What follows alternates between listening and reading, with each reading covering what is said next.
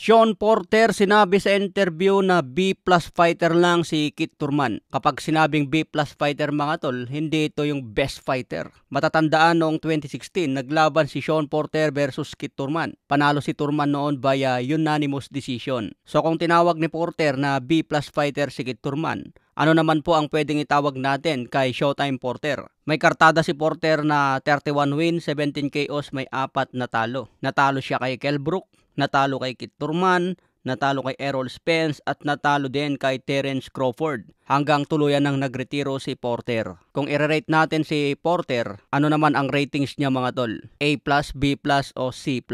Sinabi rin ni Porter na mahirapan din si Thurman dito kay Brock Jarvis. Nangyari nga po ang press conference kanina mga tol. March 12 ang laban nilang dalawa sa Australia. Malapit na ito at pwedeng tayaan ng laban. Sinabi ni Thurman walang head movement itong si Brock Jarvis. Pero sinabi naman ni Brock Jarvis, yuyupiin niya ang ulo ni Thurman. Babanatan niya ito ng malalakas. Sagot naman ni Thurman mga tol, kung makatama ka. Siguradong magmimintis lang daw itong si Brock Jarvis. So pakinggan po natin ang sagutan ng dalawa sa press conference. I mean, two-time world champion, man. No, I'm not trying to underestimate him. That he just comes in, got no head movement, and he just believes that he's going to drop bombs on an old man and that I'm going to crumble.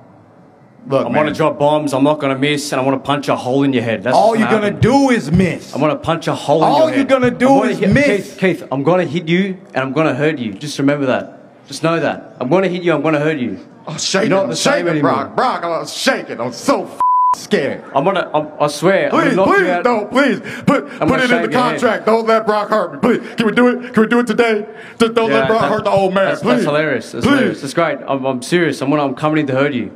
It's nice. I love the intentions.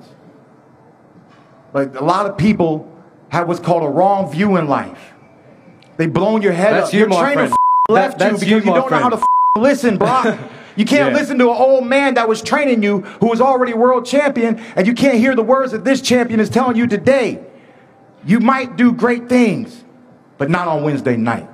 Ayan mga tol, pinapangako ni Thurman na matinding laban ito ngayong March 12. Ito raw ang muling pagbabalik ni Kit Thurman, kaya hindi na pwedeng sayangin ang pagkakataon. Huling laban pa ni Thurman kontra Mario Barrios, matagal na rin na bakante. Kaya nag-iinit ngayon si Thurman at excited na ulit lumaban. Okay mga tol, hanggang sa muling update.